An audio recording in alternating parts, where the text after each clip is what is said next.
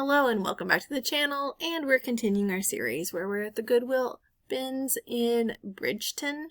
Again, keep wanting to call it Bridgeton, Missouri. We're doing the morning. We were only there for one day because our oldest had a music competition the day before. We were just doing the morning and then we were getting back home.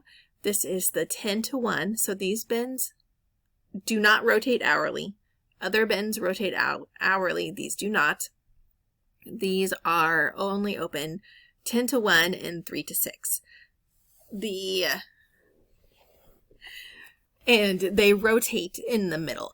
I will say when the days we've stayed for both rotations, the afternoon still had some of the morning bins. They just seemed to be consolidated together. So like they just dumped those bins together and then put them usually in the front row. I would have picked that up. My husband did not. Thread is expensive. I sold a lot of thread. I think it was almost 100 bobbins for $50 that I had just picked up at a rummage sale. So I would have picked up the bag of thread. I'm hoping he'll be able to join us again sometime because I got a lot of enjoyment doing the videos with him, but schedules be scheduling. As it is, we're almost done with a sports season, so I'm hoping that'll be awesome, but then we're starting other seasons up. So when one thing's in, another thing starts. We didn't really do a lot of clothing or soft goods. We did a lot of hard goods. Like I've said in previous videos, if you want a hard goods bins, this is it. This is not a good bins for soft goods. If you are a soft goods seller, if you are a clothing seller, this is not a good bins for that. It's just not.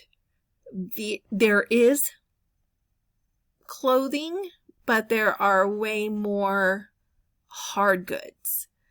I want to say there's 4 rows of clothing total in the entire store. Also with this, if you've been to other Goodwill outlets, there is no framing on the floor to keep these gaylords, I think is what they were calling them. Hey, look, he found a quarter. There's no bins to keep these gaylords in place, or there's no framing on the floor. So people can push them towards you and they do move around some. That can be an issue, especially if somebody's like uberly aggressive on the other side. My husband's super lucky and he has not been bullied at the bins where I've experienced people bodying me out of the way, making sure that they got an item first. I will say I have not experienced that here. I was not running to get anything. I was leisurely walking, so maybe that's why I didn't experience anything, but it does not seem as hectic as the inner St. Louis bins. It doesn't seem as hectic as the Indianapolis bins. It seems much more slow paced, which is really nice. And I don't know if that's because it's opened, they don't do a trade out every hour. So it is very busy the first 30 minutes. Lots of people, lines are long. It does get busy. That being said, after those first 30 minutes, it's fairly slow. And he's playing with a fidget spinner and finding little toys. I'm pretty sure he left some Littlest Pet Shops behind. Do not leave Littlest Pet Shops behind. Those are collectible. I would have scooped them, looked them up. Honestly, I probably wouldn't have looked them up. They don't weigh that much. I would have just scooped them and put them in my bag. I also would have got that bag for myself over there. The like flannel-ish looking plaid purple bag. I would have probably picked that up for myself. I don't know what those are that he had in his hands, and he's not here to ask. Pencil case, an empty pencil case. They're, like I've said in previous videos, electronics, if they would have priced them differently than per pound, appliances, electronics, I think they would sell more. They would get rid of them more versus if they didn't price them per pound. There's a razor scooter in there, cookie sheets, notebooks, planners. Look, somebody wrote in it. It's always sad when I see like personal items in here. I have not found some in this bins, but in previous bins trips, I found medication in the bins that were in people's pockets or purses or whatever and fell out when they got donated. This bins also has a donation center. So you can get things that have not been to the Goodwill yet. These things are fresh, I guess, fresh in air quotes, because they haven't matriculated through the Goodwills to be tagged first, because this does have a donation center. I know a lot of people prefer bins that have their own donation center there. I'm wondering how many people go to the bins, look it up while they're in the parking lot between open and closing time, and then redonate it back to the bins. I mean, that would work for us because we have to travel with it. And if we don't have to travel with it, that'd be great. Versus having to bring it home and get rid of it there. Take up space in the van. I probably would have looked that book up also. The candle thing. Oh, wall sconce. Lots of blenders. There weren't like open knives in these bins that I've experienced in other bins, but there were blades to blenders everywhere. So be careful.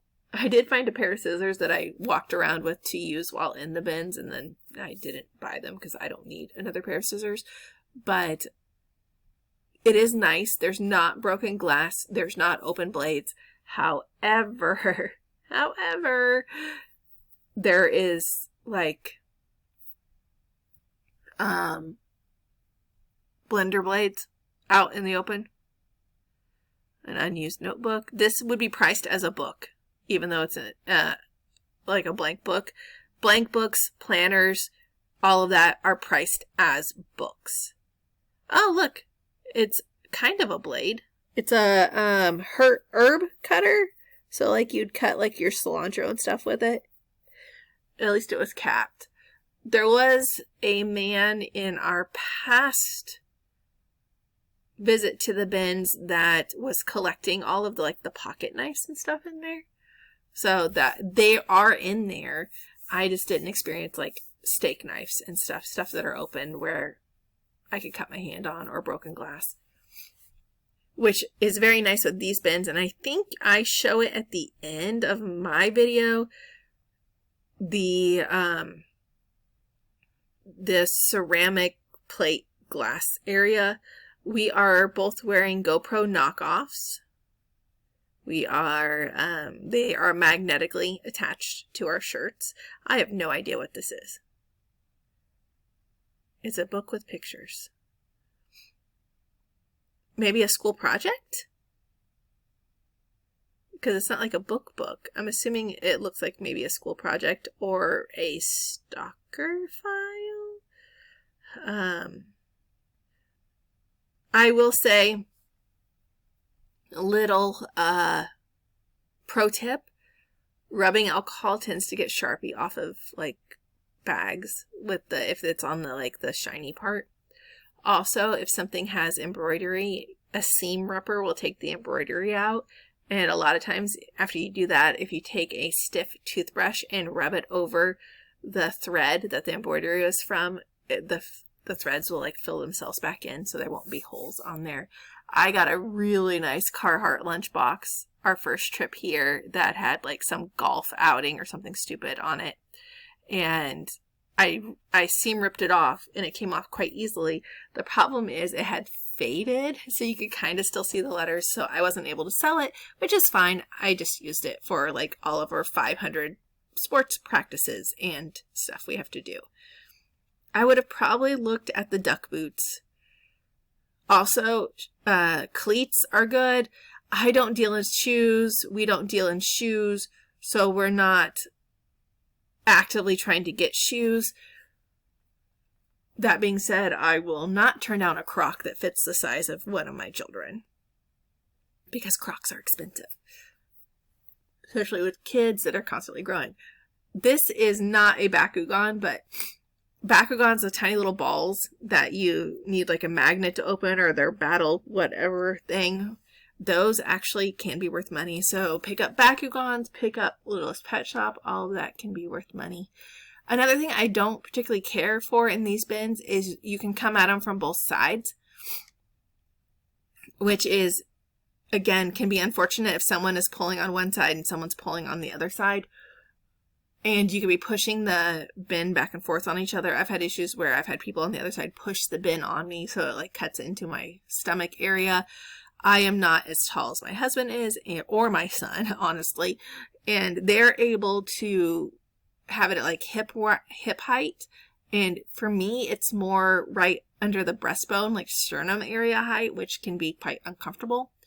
And when leaning over. So that can be an issue there. And be aware of that. I don't know what that is. It's a house.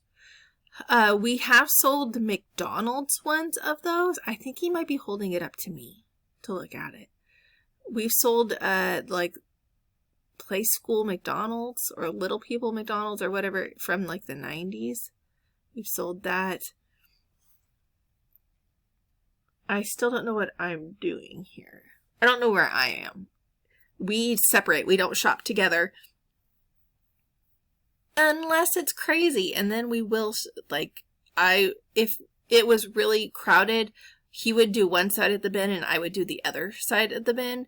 So we aren't going over the same as each other. Don't ever buy puzzles at bins. There's no way in heck that puzzle had all of its pieces. But we would then, so he would help people not push the bin on me. Or if it's crazy bad, he would do one bin and I would do the bin next to him and stay within blockable distance. We always use our carts to help block and give us room. Which is nice. However, sometimes you need to get in there without a cart. So a couple times I left my cart at the end of an aisle because I needed to just run in and grab something and the cart was in the way. Also remember, we're in Cardinals country. And apparently one of the viewers, thank you, said that there's a Vera Bradley outlet around here, so that is why we were finding a lot of Vera Bradley. There is a Cabela's right across the street from this, which we dropped a lot of money at. Not this trip, but the trip before. But this is a shameless plug for Cabela's or Bass Pro. I think this chair actually says Bass Pro. We got a camp chair that's really a love seat, and it's padded. It's amazing. We spent almost $100 on it, but like a good camp chair is close to $60, so it's not that big of a difference. Porcelain dolls terrify me. He's holding a porcelain doll. I will not buy them. They terrify me. My grandmother had a whole bunch of porcelain dolls, did not like them. They freaked me out from a very young age. Will not pick them up. I don't care how much money they're worth. That doll is not coming into my house. And he puts it in the cart, of course. It did not come into our house. At some point, he puts it back. But again, going back to the love seat thing, my husband was out of town all weekend with our oldest while I was with the younger two, and I was able to open and close the love seat. Is it a wig? I think it's a wig. I think he's touching a wig. Good thing he has gloves on. I wouldn't touch a wig. But I was able to open and close the love seat by myself, and it is very comfy. Our youngest has fallen asleep in it several times since we got it. She'll just lay down and put her head on my lap and fall asleep and stay warm. So that's quite nice. I don't know what these are. We still haven't figured out a good non-bounce around camera because we're just moving so much. And we've tried wearing them on our heads. We've tried wearing them on a chest strap. Now they are magnetized to our chest and we're still bouncing around. I am less than he is. I probably would have looked at that life jacket because it's one of the zip up ones. Those sell retail for $50. I probably could have sold it at Okay, you saw that, right? He put the headphones on the cat. But I probably would have got the life jacket, because they do sell retail for about $50. I could have sold that on Facebook for $15, and they really don't weigh that much. Thank you for watching the video. Please like and subscribe, and have a productive day.